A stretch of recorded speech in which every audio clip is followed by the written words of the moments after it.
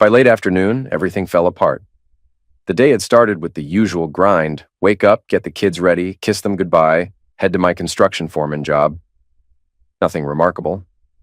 Payday meant a stop at the ATM, except the machine swallowed my card without a word. No cash, no card, no help. Maddie's birthday was Sunday, and now even the gift money was gone. Frustrated, I drove home. But something felt wrong the moment I pulled into the driveway. Tracy's car was gone. My stomach tightened. She knew better than to leave the kids alone in the house again. I reached the door, and before I could turn the key, a stranger's voice called my name. "Mr. David Brown?" I turned to find a middle-aged man handing me a yellow envelope. "You've been served," he said, and walked off. I stood there, stunned, then went inside to a house that felt eerily hollow. It didn't take long to confirm why. It was empty. Completely. Every trace of my wife and kids, gone. No goodbye, no note, no message, just silence. And that damn envelope. Inside were legal documents that shattered my world: a divorce petition, a notice to vacate and sell the house within 2 months, a request from some man, Michael Smith, to adopt my children, and a restraining order keeping me 200 yards away from everyone I loved. The shock was paralyzing. My life had been gutted in one coordinated strike, and I hadn't seen it coming. Tracy, the woman I thought I knew, had vanished, taking our kids, closing our accounts, gutting our future, and replaced herself with some faceless man I'd never even heard of. Michael Smith. The name rang a faint bell. TV ads? Supermarket owner? Yeah, some flashy guy who'd hijacked a grocery chain a couple years back. Now he was hijacking my family. My mind reeled. 6 months ago, Tracy had started acting distant. Then suddenly, things between us got better, much better. She became someone else, bold, uninhibited. I thought it was a spark reignited. Now I realized it wasn't me that brought her to life. It was him. The worst part? I hadn't seen a single red flag. I thought she'd changed for me. Truth is, she'd stopped respecting me long ago, and I was too blind to notice, and yet, somehow I didn't fall apart. Not yet. Something in me clicked. The numbness shifted into resolve. I needed answers, and I needed a plan. I was never one to follow rules to the letter. My boss once joked, "Dave doesn't follow the manual. He writes it." That rebellious streak was about to be my greatest tool. 30 minutes later, I was parked just shy of 200 feet from 12 Riverview Drive. Tracy's car sat in the driveway like it belonged there. I stared at the house. Big, lavish, just like every other house on that upscale street. And then it hit me. Michael Smith was the guy from those smug commercials. Only this time, his face wasn't just on my screen. He was in my life, and he declared war. I was still parked outside the house, caught in my thoughts, when the front door opened and a man stepped out. I recognized him instantly. It was the same guy who'd served me earlier with that damned envelope. He got in his car and drove off. That was the push I needed to finally open the papers he handed me. Tracy hadn't just left me. She was going for the jugular, demanding the house, the car, alimony, child support, every cent we had, and worst of all, full custody. I wouldn't even get to see my kids. That was Tracy for you. It was never enough to win. She had to completely annihilate whoever stood in her way. I was still reeling when the door opened again. A woman in a tailored coat stood outside, suitcase at her side. A man, likely her husband, dropped the bag next to her and closed the door without a word. She stood there, frozen, gripping a yellow envelope, the same kind as mine. When she started walking, her face mirrored mine, shocked, hollow. As she passed my car, I stepped out and held up my envelope. Click. She looked at mine, then at hers, and then she just broke down in tears. I quietly loaded her suitcase into my trunk and opened the door. We didn't say a word as I drove around the block a few times, avoiding attention. Somehow, having her beside me, just as blindsided and broken, snapped me out of my fog. She was still beautiful, even through red, tear-filled eyes. But I could tell she wasn't in any shape to lead the conversation, so I did. "I'm Dave," I said gently. "I think your husband met my wife." She looked up at me with a sad, tired smile. "I'm Wendy, your wife. Is she Tracy?" I nodded. "I found them in bed together last month," she said, then started crying again. I waited silently, letting her grieve. Oddly, hearing confirmation of Tracy's affair didn't hit me as hard as I expected. Maybe I'd already run out of shock. "Do you have anyone I can take you to?" She shook her head. No family here, and thanks to Michael, no friends left either. Have you eaten? She shook her head again. I checked my wallet, barely $50. I took her to a cheap local diner I trusted. Over dinner, we traded life stories. I was 32, married young, dropped out of college when Tracy got pregnant. She was against pregnancy termination, so I quit school to support us. She never worked, and I tried to believe we had a solid marriage, though I quietly resented how lazy she'd become. Publicly, she played the doting mom. Privately, she was self-absorbed. I kept quiet for the kids' sake. They were all I had left. No siblings, no parents, just them. Wendy was 41, raised by a single father after her mom left.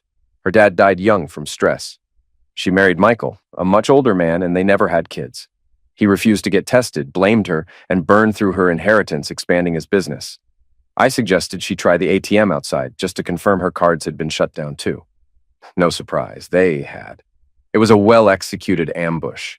We were blindsided, broke, and overwhelmed. But at least we weren't alone. Back at my place, I offered her the guest room. Just a safe space, nothing more. She accepted. We opened a bottle of wine and sat at the table. Two strangers, bound by shared betrayal. At one point, when I spoke about my fear of losing access to my kids, she gently placed her hand over mine. When I choked up, she cried for me, something I couldn't do for myself. It felt less like a conversation and more like mutual therapy. By the time the bottle was empty, we both understood something important. This wasn't just a fight, it was a war. Our exes had cut us off from everything to prevent us from defending ourselves. But if we stuck together, we might just stand a chance. And for the first time since it all fell apart, I didn't feel completely alone. The next day, Wendy and I tried to keep each other sane. Whenever one of us began to spiral, the other would crack a joke, share a story, or just sit in silence. It wasn't normal, but it worked. Despite everything, we laughed a lot. She was stunning, but surprisingly reserved, even shy. I didn't press. With both our finances gutted, we scraped together what little cash we had and stretched it. Thrift stores, coupons, leftovers. We embraced our new reality like two broke college kids. For Wendy, who'd lived comfortably for years, it was a crash course in survival, but somehow, we made it work. At one point, we tried talking about the future, but the conversation fizzled. Too raw, too soon. That night, we watched a movie instead and didn't speak much. Sunday morning brought the unexpected. Tracy's father, John, and her younger sister, Beth, showed up. I invited them in for coffee. I'd always liked them, and I had a hunch Beth had always liked me too. She'd been single since her husband ditched her for his secretary. As I brewed the coffee, Wendy wandered into the kitchen in her bathrobe. She looked startled, immediately apologizing. John didn't hide his suspicion. Before he could say anything stupid, I cut in. Just so you know, this is the wife of the guy your daughter ran off with. He threw her out Friday. I offered her a place to stay. She's not the only one your daughter tried to destroy. John looked embarrassed. Dave, I'm sorry. Tracy's mother wanted to come, but she's too ashamed. We know what Tracy did. I'm furious with her, but it's complicated. You know, grandkids and... I get it, I said. But what I don't get is why she's doing this. I understand the money grab, the custody ploy, but what's the motive? The look on John's face told me he had no idea how far this had gone. She took everything? He asked, stunned. Everything. The accounts are drained. She served me an eviction notice and banned me from seeing the kids. His eyes widened like he'd seen a ghost. Jesus, I had no clue. He took a moment, then finally said, She told us yesterday. It's about money. She says you've hit your ceiling, and she wants more. She doesn't even like the guy, Smith, but she thinks marrying him will get her the lifestyle she wants. I don't think she'll stay with him. Once she's in, she'll gut him and move on. I have no idea how I raised someone like that. I laughed bitterly. That's rich, coming from the man who supported her decision to keep the pregnancy that made me drop out of college. I'd be a licensed engineer right now if I'd stayed. John shrugged like it was ancient history. So why take the kids? I asked. We both know she's not exactly mother of the year. I don't know, Dave, he muttered. Beth gave her dad a look, but stayed quiet. They got up to leave. John shook my hand, and I asked him to hug Maddie for me. Beth gave me a tight hug and whispered, I'll be back in an hour. Not long after they left, a couple of mutual friends stopped by. They'd seen Tracy out at dinner with an older man and were confused. Wendy and I told them everything. They were appalled, not just by the betrayal, but by the fact Tracy had taken the kids. Apparently, she still put on the perfect mom act in public. We were still talking when one of Tracy's friends showed up. Same story, same outrage. That's when Beth returned. She pulled me aside and handed me an envelope. $1,000. Let's call it payback on behalf of my sister. I hesitated. It was hard to accept, but I needed it. I thanked her. And one more thing, she said. Dad didn't tell you everything. Tracy came to the house yesterday, picked up the kids, and spilled most of the plan. I got the rest out of her later. Smith wants to adopt your kids. He's childless and sees them as his legacy. Tracy promised him a baby after the wedding to seal the deal. But here's the kicker. She had a hysterectomy during her last C-section. He doesn't know. I just stared at Beth, stunned. The plan was twisted, but made a terrifying kind of sense. Smith wanted an heir. Tracy couldn't give him one. So she was offering my kids instead. If it wasn't so sick, it would have almost been clever. Beth's final revelation hit hard, but it made sense. Tracy's hysterectomy during her last C-section meant she physically couldn't give Smith the child she was promising him. And she'd hidden that from everyone, including him. It wasn't just manipulation. It was calculated deceit. What did she look like when she told you all this? I asked Beth.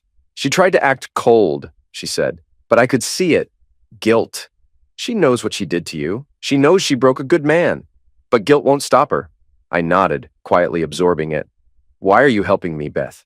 Because it's the right thing. Tracy bullied me growing up, and now she's doing it to you.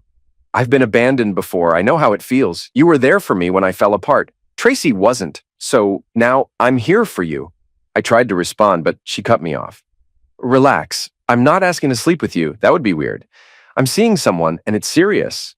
I laughed, surprised by how much I needed that. You've always been my favorite, I said. Thanks, Beth, she smiled. I'm your inside source now. Think of me as your personal spy. After she left, I rejoined Wendy and the others. Later that evening, I split $400 from Beth's gift, gave Wendy half, tucked the rest in a cookie jar. It would hold us over until payday. I told Wendy what Beth had uncovered. She wasn't shocked. Childlessness had always been a sore spot in her marriage. She looked at me and noticed how restless I got around this time of night. What is it about 8:30 that gets to you? She asked softly. That's when I used to read bedtime stories to my kids. Her eyes welled up. So, what are we going to do? My kids are my priority, I said.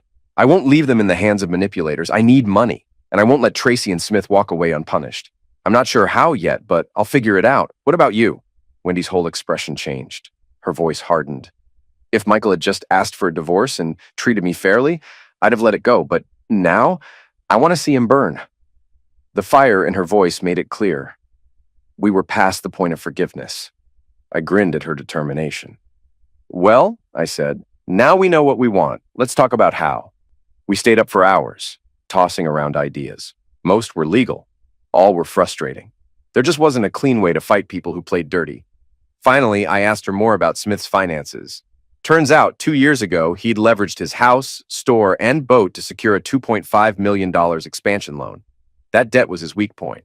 If we could disrupt his business, maybe we'd have enough leverage to negotiate access to my kids. Wendy was ready to torch the place metaphorically. Maybe literally, but I wasn't there. Even a snake like Smith didn't deserve to have his livelihood burned down. Still, the idea had merit. We went to bed way too late. Monday morning, I explained everything to my boss. To his credit, he was supportive, gave me a short leave, and even fronted me some vacation pay. I tried to focus on work, but the ache of missing my kids was constant. In the afternoons, I spent time with the legal counsel and finance officer at the local government office. People often look down on public sector jobs, but we stick together. We don't get rich, but we watch out for one another. And by the end of that week, I knew a whole lot more about legal loopholes, business finance, and how to play dirty without crossing the line. The morning started like any other, with Wendy and I sitting in the kitchen, going over the chaos of the previous day. She'd spent hours job hunting. She used to be an accounting assistant before giving it all up for marriage. Now she was cooking dinner in my kitchen, like we'd known each other forever. We were cleaning up when the phone rang. Daddy, where are you? Daddy? Maddie's tiny voice came through, cracking my heart wide open. I'm here, baby, at home. I don't like it here. Please. Then I heard Tracy's voice. Madeline, who are you talking to? Click. The line went dead. I froze, fury rising in my chest. Wendy saw my face twist and asked what happened. I told her. She rushed to block the front door as I moved to leave. "Don't do it, Dave. That's exactly what they want. You show up and they call the cops for violating the restraining order." Her words cut through the rage. Instead of storming out, I climbed the stairs, locked myself in my room, and collapsed on the bed. A while later, there was a gentle knock. Wendy stepped in carrying 3 children's books. "Can you read me a story?" she asked softly. I stared at her, then at the books. Without a word, I made space on the bed. She curled beside me. I opened Maddie's favorite book and started reading aloud. By the end, the storm in my chest had calmed. I leaned over and kissed Wendy's forehead, just like I used to do with Maddie. She smiled. For weeks, I pushed all thoughts of my kids into the farthest corners of my mind. But the truth was crushing. I might lose them. They might grow up thinking I left. And then the doorbell rang. Standing on my porch was Sophia, Tracy's closest friend. She and I had always gotten along, but her sudden appearance caught me off guard. I let her in and introduced her to Wendy. Sophia barely made eye contact. "I just wanted to say I'm sorry," she said, voice shaking. "Tracy told me everything months ago about the affair, the divorce, the custody. She made me promise not to say anything. That's why I disappeared." I said nothing. Honestly, I wanted her gone. But then I realized something. Guilt is powerful, and it can be useful. "It's okay, Sophia. I get it. You were in a tough spot." She looked up. "You know she emptied your accounts, right? Left me penniless, too." "Yeah, she mentioned it. Sounded proud. But I think it's a front. Deep down, she knows what she did is vile." Sophia held my gaze now, steady and direct. "For the record," she said, "I never believed what she said about you hitting the kids. I've seen you with them. I know you." "What don't I know?" I asked. "She told child services you were abusive. Said there wasn't enough evidence to charge you, but the accusation was enough to get the restraining order." I slumped into my chair, stunned. "She knows I've never laid a finger on them. I was more of a parent than her mom and dad ever were." They both watched me go pale with fury. Every muscle in my body burned with a new kind of anger, ice cold and absolute. If she wanted war, I'd stop fighting fair. "She'll do anything to win," I muttered, "and I won't just sit back and let it happen." Sophia nodded slowly. "I believe you, Dave. Like I said, I've seen real fathers. You're one of them. Tracy? She's running a game I don't want any part of." I filled her in on what we'd uncovered. That Tracy was planning to sell me out, let Smith adopt the kids, and lie about wanting to have a baby with him just to lock in his inheritance. She couldn't have kids anymore, but he didn't know that. "He's desperate for an heir," I said. "By the time he finds out the truth, she'll already have traded our house and savings for a chunk of his empire." Sophia looked horrified. "And what about me?" she asked quietly. "She used me, lied to me. You were her best friend, Sophia, and she let you believe I was abusing my children. What kind of friend is that?" She blinked hard, processing it all. Then without a word, she stood up, murmured an apology, and left. For a moment, I felt sorry for her, but mostly, I felt ready. I was on my way upstairs, ready to collapse under the weight of it all again. But Wendy stopped me. She pulled me into a silent hug. No words, just 2 broken people leaning on each other for warmth in a cold, unfair world. Eventually, I thanked her, and we settled in for the night. I barely slept. My brain spun between fury at Tracy's betrayal and the heartbreak from Maddie's voice on the phone. By 4 a.m., I'd stopped tossing and turning. A plan was already forming. Wendy woke me with sunlight and a smile. "Rise and shine, breakfast's ready." After showering, I called my boss and asked for time off. No hesitation, he approved it instantly. Across the kitchen table, Wendy raised an eyebrow. "So, how far are we going?" I smirked. "Let's just say I'm done playing fair." "Oh," she teased, flipping her hair. "Didn't know you cared that much." I grinned. "I'm thinking, take down his business, destroy her support system, crush both of them into dust. You know, a light touch." "I like the sound of that," she said. "I've got a few ideas myself." Over breakfast, we traded notes. Wendy dove into researching libel and slander laws while I made some calls. First to Tracy's mom, who was stunned to hear Tracy had armed child services without her knowledge. Then Beth, who was furious and ready to disown her sister. I convinced her to stay close to Tracy and become our inside woman instead. Wendy found everything she needed. In our country, the truth is a legal shield. As long as we stuck to facts, we were untouchable. We spent the next hour in my workshop painting bold messages on 2 signs. Half an hour later, we were sitting in lawn chairs outside Michael Smith's store, just off public property, in full compliance with local ordinances. Mine read, "Ask me how the owner of this store stole my wife and kids." Hers, "Ask me about my husband's morals." It didn't take long before Wendy's sign attracted more attention. Can't blame anyone. She was a beautiful woman with a tragic story. Once one person stopped, others followed. We stuck to facts, knowing that truth was our legal armor. And to our quiet delight, most people chose to shop elsewhere after hearing our stories. Around midday, the store manager came out and tried to intimidate us. Wendy recorded my calm response. "Want the police number? I'll dial for you." The cops arrived later, asked us to move back a bit to avoid blocking the entrance, and left us alone. Then a local radio reporter stopped by. We told our story to a growing crowd. What caught their attention most was the part about Tracy accusing me of child mistreatment. Something so serious, most people assumed I wouldn't dare mention it if it weren't true. That evening, we stayed just long enough to wave goodbye to the closing staff and made sure they knew we'd be back. That night, our story made the local news. The footage was clean, factual, and powerful. Next morning, we returned to our posts. Security tried to block us from talking to customers, so this time I called the cops. They returned and politely reminded the manager we had the right to be there. A coffee vendor even set up nearby. It was turning into an event. Wendy played the role of abandoned wife perfectly. She had the look, the posture, even the trembling lower lip. If acting didn't work out, she could have led support groups. While we were distracted by a news van across the street, two men in suits appeared and handed us a cease and desist order. They claimed we were costing the store $30,000 a day. The moment was caught entirely on video. The lawsuit threat vanished quickly once reporters started asking questions. We repeated our mantra: no exaggeration, no drama, just the facts. I stood there holding a letter from Tracy's legal firm. On the surface, it looked threatening. But to the public, it made us look like David standing up to Goliath. As we walked away that evening, the store already shuttered. We saw dozens of people still lingering, waiting for tomorrow's chapter. I joked to Wendy that she should get an agent, but when the news aired, the mood shifted. The cameras had captured our children being hustled away from Smith's mansion after school. Seeing Maddie and James pulled out of sight like they were evidence being hidden, it tore me up inside. That night, I read Wendy another bedtime story. We both needed it. The phone calls started pouring in, 10 or more a day, from friends and acquaintances. Most had caught wind of Tracy's stunt and wanted us to know they stood with us. I thanked them. Their words helped, even as they added weight to the realization. Tracy had become the most hated woman in town, and somehow, it still didn't feel like enough. At 9:30 that night, there was a knock at the door. It was Sophia.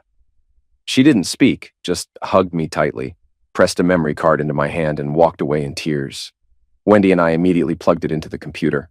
What played was explosive, a recording of Sophia confronting Tracy, who confessed, on tape, to lying to child services and manipulating everyone around her. She tried to justify her actions, but in the end, Sophia cut ties with her completely. The recording was gold emotionally, but legally, not so much.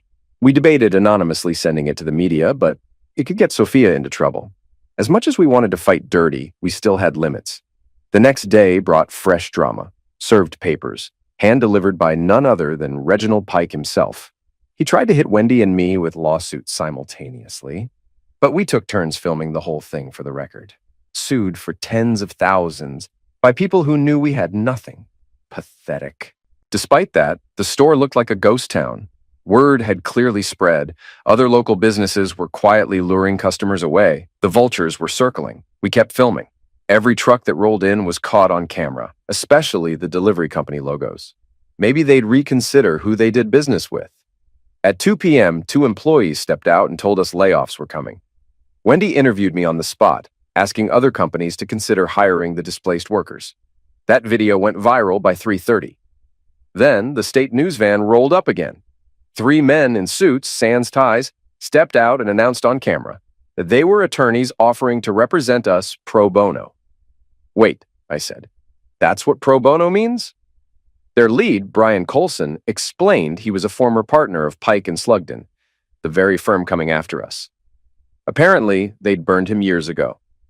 Now it was payback. We met at the cafe across the street. By the end of the night, and 15 cups of coffee, we'd signed paperwork. They would represent us in our divorces and in my custody battle. Coulson lit up when we mentioned Sophia's recording, but we didn't hand it over, at least not yet. We were cautious. Still, our story had become regular content in the human interest segments of the nightly news. Coulson, in his open-collar shirt, looked sharp on TV. Honestly, the dynamic reminded me of a remora and a shark. If Coulson wanted to be the shark, that was fine. He fought for us like one. Over the next week and a half, the media attention only grew. My longing for my kids, and Wendy, deepened. Meanwhile, Coulson pushed hard to get us temporary court orders, access to our assets, a motion for Tracy to bring the kids in for supervised visits, and possibly even to vacate the house. Australians love an underdog, and it showed. The public backed us. I think the local news anchor had a soft spot for Wendy too, which didn't hurt.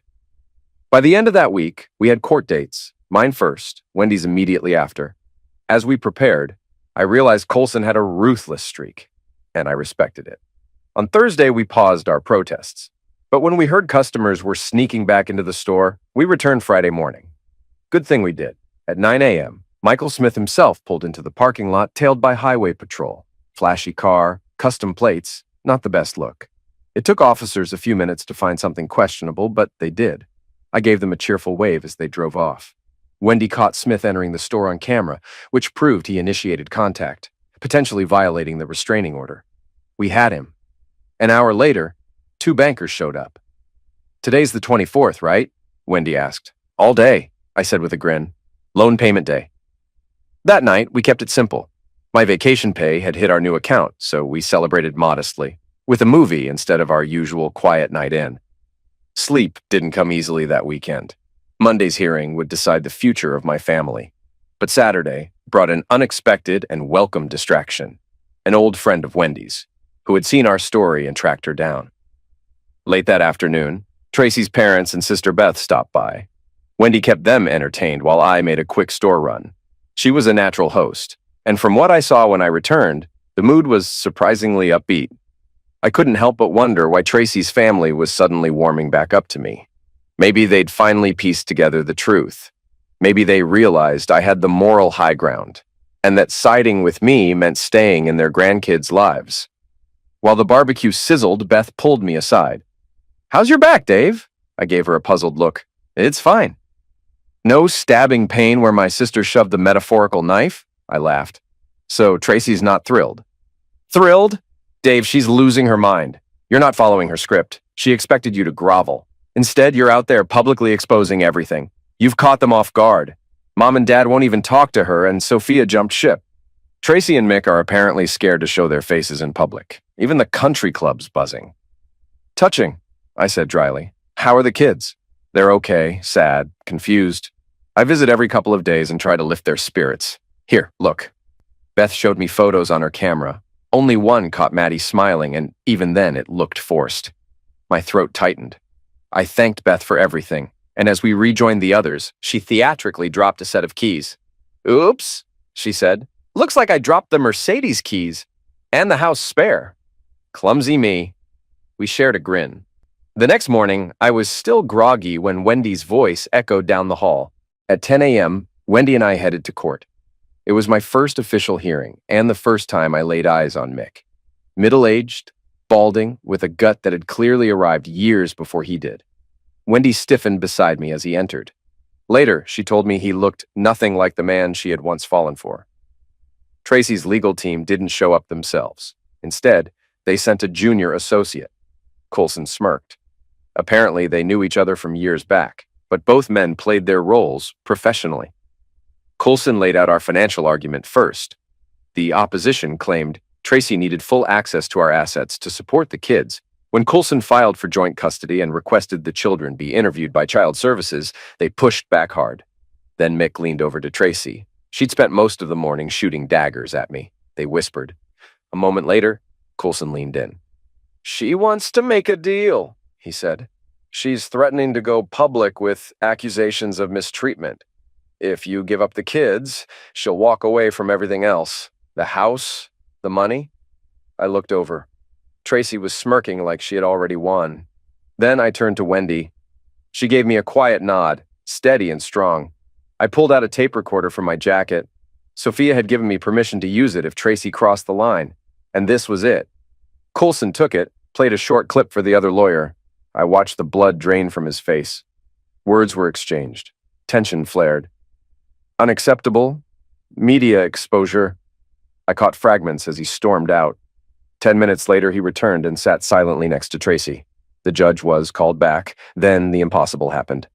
"Your Honor," he said, "due to new evidence, we must withdraw from representing the defendant." Tracy looked stunned. The judge accepted the withdrawal and adjourned the case. Tracy now had 2 weeks to find new counsel. He refused to rule on the financials until custody was addressed and left the restraining order in place, pending a proper hearing. Another 2 weeks without my children. Wendy's hearing came next. The media wasn't outside. They were busy reporting that a law firm had publicly dropped its client. That night, Slugden and Pike issued a press release talking about ethics and conscience. The press had a field day. But I didn't feel victorious. I missed my kids. Wendy started feeling the weight of it too. Guilty about living off my income, worried about burdening me. I reassured her I wouldn't have made it this far without her. The protest outside the store was starting to lose steam. Media interest was waning. I joked that by the end of the week, I'd have to strip clothes to get a reporter's attention. Tuesday, I skipped picketing and just watched from a distance, tracking how many customers came and went. Sometimes silence says more than shouting. Right after lunch, I got a call from someone named Henry. He asked me to meet him at a coffee shop on the other side of town. Suspicious but curious, I asked Wendy to keep an eye from a distance, camera ready just in case. Henry turned out to be the assistant manager at Smith's store, wearing sunglasses and a baseball cap like he was meeting with a spy, and in a way, he was. He told me something unexpected. The bank was forcing Smith to sell the store. Fast. Cheap. Turns out, he was bleeding the place dry. Now the employees, Henry included, were secretly working with the bank to buy it out. "You sitting outside actually helped," he said. Wendy and I happily resumed our post. Later that week, more good news arrived. Wendy handed our lawyers a packet of documents from an old investment tied to her inheritance. Turns out, she'd unknowingly bought into a business that reinvested profits, and it had quietly ballooned into a small fortune. By Saturday, the store was closed for the day. Overtime cuts. We hosted another barbecue. Beth, her parents, and Wendy's longtime friend came by. Beth gave us an update on the Smith household. Full-blown chaos. Tracy was paranoid, convinced Beth was spying for me. She wasn't wrong. I hadn't heard from the kids in over a week, which gnawed at me. Just as we finished eating, the doorbell rang. It was Tracy. I opened the door. "Aren't you breaking the order by being here?" She shrugged. "Apparently not if I come to you." I stepped aside. She froze when she saw her parents. Wendy glared at her and silently disappeared upstairs, where Beth had already gone. Even her own parents looked like they regretted raising her. Tracy pulled me into the kitchen. "For old time's sake, Dave, could you back off a little?" "Oh, didn't the trade work out like you hoped?" She exhaled sharply. "No, I figured if I cleaned you out, you'd cave and let Mick adopt the kids. Then I'd marry him, convince him I couldn't have kids, and take him for everything." She paused, then added, "I was going to come back to you once I had his money." I just stared. "But now?" she said. "His business is falling apart. We can't go anywhere without people staring. A woman spit on me at a restaurant. The cops pulled me over 3 times this week. I'm 1 ticket from losing my license." Her voice cracked. "Can't you just let me live my dream?" "You know history, right?" I said. "Pearl Harbor? That's what you did to this family. A sneak attack. If you'd just asked for a divorce like a normal human being, this could have ended peacefully. But you didn't. And now, I want full surrender." "You think I'd trade our kids for money?" "Didn't you?" I asked. She looked away, realizing her emotional tactics weren't working anymore. Her mask slipped, and the cold, calculating Tracy returned. "Mick wants to talk tonight. Can you meet?" "Oh, sure," I said. "Let me just stroll into your place and get arrested." "We could come here." "Nope." "Why not?" "Because if Smith steps foot on my property, I'll gladly rip his head off." That rattled her. "What did he ever do to you?" I ticked them off. "Seduced my wife, helped her drain our accounts, tried to erase me from my kids' lives. Pick one." She went quiet again. I could tell she wasn't expecting resistance anymore. "How about Skype?" I offered. "That might work." "What time?" "I'll check with my partner." She frowned. "What partner?" "Wendy. We decide things together." Tracy's mouth curled. "That old witch." Have you seen who you're sleeping with? She's loyal and she's had my back when I needed it. That makes her gold in my book. I went upstairs. Wendy didn't hesitate. Let's do it, she said. What do we have to lose? Back downstairs, I told Tracy, 9 p.m. sharp. She gave her parents a bitter look before leaving, but just before she walked out, she glanced around the house one last time. I swear there were tears in her eyes. The party wound down around 8:30. I set up the laptop across the dining table for the call. Wendy chose to stay off camera. If I never have to see Michael Smith again, she said, it'll still be too soon. At exactly 9 p.m., I logged onto Skype. The screen lit up with Tracy and Mick sitting shoulder to shoulder, all faux composure and smugness. Wendy, fresh from the shower and wrapped in her robe, sat at the kitchen entrance, watching silently from the sidelines. No greetings, no small talk, just cold tension. It was immediately obvious they were playing power games, except their end goals didn't quite match. She wanted control, he wanted closure. And by the end, it was clear Mick was the one calling the shots. He leaned in first. Let's talk straight, Brown. I don't care if I call you David or Mr. Brown. Just pick one and let's go. He expected submission. What he got was my unwavering stare. I'll pick David. But if you want to keep talking, lose the arrogance. His eyes flicked to Tracy. First point, mine. Then came his real offer. You drop your protest at the store, maybe even say it was all a misunderstanding, and I'll sign the house back to you. Half the money, too. You'll get every other weekend with the kids. That's fair, right? I didn't flinch. What about Wendy? He scoffed. What does she matter now? Tracy stayed quiet as Mick continued. We'll toss her 10% of the business profits, once things recover. I glanced at Wendy. Her smirk said everything. She declines your generous offer, I said, tilting my head toward the camera. And as for your custody terms? Stuff them, Mick blinked. Be reasonable. Once I have a kid of my own, I won't care about yours. Tracy's face shifted. Not in horror, just annoyance that he'd spilled the plan. Right, I said. So you want me to hand over my children to a man who sees them as temporary bargaining chips? Got it. Things escalated. Still bitter I left you for a better man? Tracy snapped. Mick stood behind her, placing a hand around her shoulder. Clearly rehearsed. They were trying to provoke me into losing it. Probably recording everything, hoping to use it later. Didn't work. Then I felt a soft hand on my shoulder and warm breath near my ear. Don't turn around, Wendy whispered. Just play along. She leaned in, kissed me softly, then looked at the screen with me. The timing was perfect. Tracy's eyes narrowed with a flicker of something between rage and realization. Get your hands off my husband, you witch, I whispered back to Wendy. Nice move. Was expecting a stunt, she said. Just not from her. Then she vanished, leaving me to face the screen again. I caught our small webcam feed. I didn't need to turn around. I saw it all.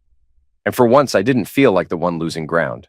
Tracy and Mick said something I barely registered. Then came a knock at the door. I answered it. It was my kids. They didn't say much. They didn't have to. Maddie clung to my leg. James wrapped his arms around my waist. They looked exhausted, starved, broken. I nearly lost it holding them. Aunt Beth gave me a camera, James mumbled. Wendy arrived, and I asked her to keep our guests distracted on the call. Then I took the kids somewhere quiet. Bit by bit, I pieced together what happened. They'd snuck out in the middle of the night, walked here alone. James had captured a video of Tracy yelling at them during breakfast. Both were shaking from hunger and exhaustion. I gave them warm milk and sat them down. You'll be safe here, I told them. Wendy will stay with you. Back in the kitchen, I called Wendy in to watch the kids, then returned to the laptop. One look at my face and Tracy fell silent, but Mick couldn't help himself. So where are the kids, Tracy? Upstairs, in bed. No, I said. They just walked through the dark to get here. The silence was thick. They haven't eaten properly, I added. Tracy recovered first. We'll come pick them up. No, you won't. The day I leave them with either of you again is the day hell freezes over. And if either of you so much as step onto my street, I will do whatever it takes to keep you away from them. That was the reaction Mick had been fishing for. He grinned. Thanks, man. Then the call cut. After the call ended, I double-checked that the entire Skype session had been recorded. Then I went to find the others. In the living room, Maddie was curled up in Wendy's lap, happily chatting about horses. James sat close by, watching her face like he was trying to memorize safety. I brought out leftover pizza and gently reminded them to eat slowly. I knew what had to be done next. I took the camera from James and copied its contents onto my laptop. I organized everything: Sophia's audio confession, the Skype video, the clip of Mick's careless remark, and a photo of the bruises on Maddie's wrists, into a single folder.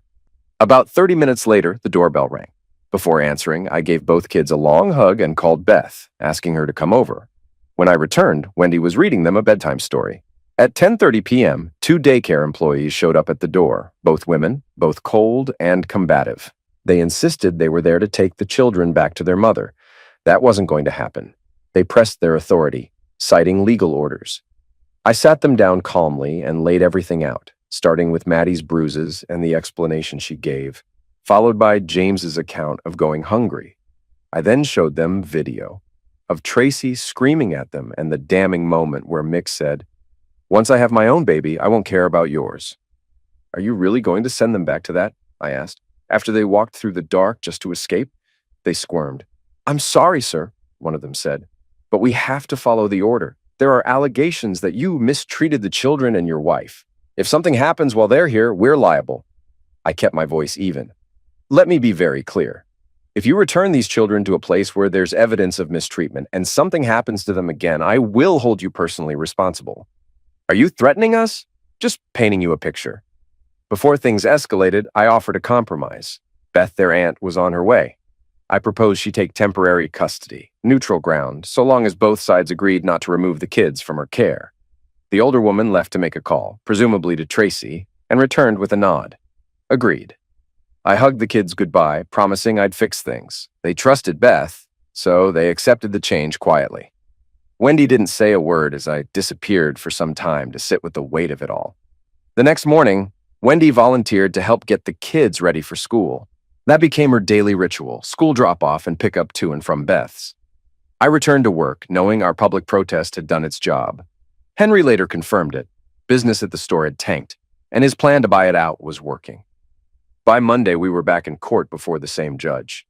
The financial side had already been settled. This time, it was all about custody. Wendy's case came first. Both sides laid out their version of her financial entanglement with Mick, especially the dividends he'd withheld. Mick clearly thought this part would stay buried. He looked like he might faint when it came to light. Their legal team was unimpressive, firm from out of town, barely competent. The judge ordered a forensic review of the unpaid dividends, but hinted that the asset split would favor Wendy, 65/35. He also made a pointed remark about punishing Mick for his behavior. Wendy made it clear she had no interest in the house. "It's his trophy, let him keep it." Then it was my turn. Their side, in a surprising move, submitted the Skype recording, clearly hoping my outburst would paint me as unstable. They played only the part where I'd threatened to keep the kids away from them. Tracy then took the stand and repeated her claims of mistreatment. I said nothing. I didn't need to. Beth and Sophia were called next. Their testimonies crushed whatever narrative Tracy had built. Beth spoke so powerfully that the judge had to double-check. "You're her sister?" Tracy looked blindsided and stormed out of the courtroom mid-session. When I finally took the stand, Coulson handled it perfectly. He started with the kids' midnight walk, then walked me through the hunger issue, hammering home the fact that neither parent in the other household had even noticed. He followed that up with Child Services interviews of the children. Because the opposition had introduced the Skype clip, they had no grounds to block the rest of it, especially the moment where Mick casually declared he'd stop caring once he had a biological child. Coulson then moved to introduce the video James had filmed. The other side objected. The judge's response was swift and sharp. "This isn't a criminal court," he said. "The standard here is the best interest of the children. I'll allow the video, and while it plays, Mr. Coulson, I'd also like to listen to that other tape, the one I've heard rumors about." The courtroom was dead silent when the audio played, Tracy yelling at her kids to make their own breakfast. But it was nothing compared to the bombshell that followed. A 10-minute recording of her admitting to Sophia that she'd lied to Child Services, fabricated claims that I was abusive. She even said it was Mick's idea. The judge didn't say a word during the final 4 minutes. He just stared at Tracy while she sat with her head in her hands. Mick looked just as stunned. Clearly, no one had told them why Slugden and Pike had walked away from their case. When the judge asked the opposing attorney if he had an explanation, the man just stood there, mouth opening and closing like a dying fish. Then the judge turned to me. "Mr. Brown, can you explain the threat you made toward your ex-wife and her partner?" I've also heard allegations about threatening behavior toward child services workers. I was ready. Yes, Your Honor, I said, rising. You've seen the evidence. My children were neglected, mistreated, and pulled from me under false claims. My job, no, my privilege, is to protect them. I'd risk my freedom, my reputation, anything to keep them safe. And yes, I made that threat. I'd do it again. The judge didn't scold me. In fact, I caught a flicker of approval in his eyes before he nodded and recessed. Less than an hour later, he returned with his ruling. Full custody was granted to me. Tracy's visitation rights would be entirely at my discretion. Coulson audibly exhaled. He'd never seen anything like it. The judge also awarded me the house and 65% of our liquid assets, citing Tracy's deceptive tactics as justification for the lopsided outcome. The press practically exploded. I don't remember what I said to the reporters outside. I was floating. Wendy took the kids home while I gathered their things from the mansion. Tracy and Mick shouted at each other the entire time. Back home, I collapsed on the couch with the kids. That night, they wanted Wendy to read them bedtime stories instead of me. Fair enough. I'd read each book so many times I could recite them in my sleep. The next night, we threw a party. Coulson and his team were the guests of honor. A couple of journalists showed up, and I overheard Coulson casually drop pro bono into a conversation. He earned it. Tracy's family came, along with many mutual friends and Wendy's new circle. Even my boss showed up, joking about having a celebrity on staff. I raised a toast to Beth. On of the year. Later that night, as the crowd thinned out, I sat at the table with Beth and her mom, while Wendy read to the kids across the room. John snoozed on the couch nearby. Then my former mother-in-law dropped the big one. Dave, how often are you going to let Tracy see the kids? I'd been thinking about that all day. I guess it depends on her. If she wants to be in their lives and do right by them, I won't stand in her way. Every child needs a loving woman's influence to grow up balanced, right? She stared at me. Dave, she said, you're a smart man, but sometimes you're completely clueless. What? Your kids are sitting over there with a woman who clearly loves them. And you? I turned, fast. Wendy looked up and saw the three of us staring at her. She blushed, catching on immediately. I stood and walked over. This won't win any awards, I said, but the role of mom seems to be vacant. Interested in applying? She rose without a word and wrapped her arms around me. We kissed, long and deep, with the kids sandwiched between us like two snuggly sardines. It felt exactly right. Later that night, after saying goodbye to the guests and tucking the kids in, I scooped Wendy up and carried her to our room. On the threshold, she asked, "Have you proposed yet?" I thought I did. Did I say yes? Not officially, she smiled. Maybe I'll support you through school. You can be an engineer yet. Sounds perfect to me. Grandma might disagree, though. Epilogue. Tracy never contacted me again. Not about the kids, not about anything. The kids never asked for her either. With Wendy focused on other things, the bank finalized the sale of the store to a management and employee consortium. Henry, now a local hero, asked me to unveil a huge under new management banner. The store was back in business by the end of the first week. Soon, Wendy's bank account overtook mine. As agreed, she took her cash and left Mick with the mansion and some startup capital. Last I heard, they were still together, that is, until I ran into Mick. He mentioned his legal team was appealing the case, said some evidence shouldn't have been allowed in court. Coulson followed up and found that while their appeal was pending, the happy couple had gone on a month-long cruise in the West Indies. Pure coincidence, of course, that Mick received a fax while docked, one that revealed Tracy had a C-section and hysterectomy 9 years ago. That must have gone over well.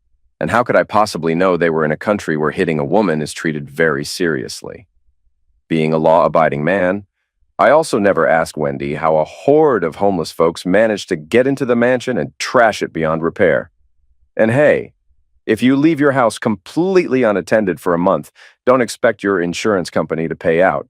Now, where did I put the keys Beth gave me? And was that a burned-out Mercedes I saw off the highway?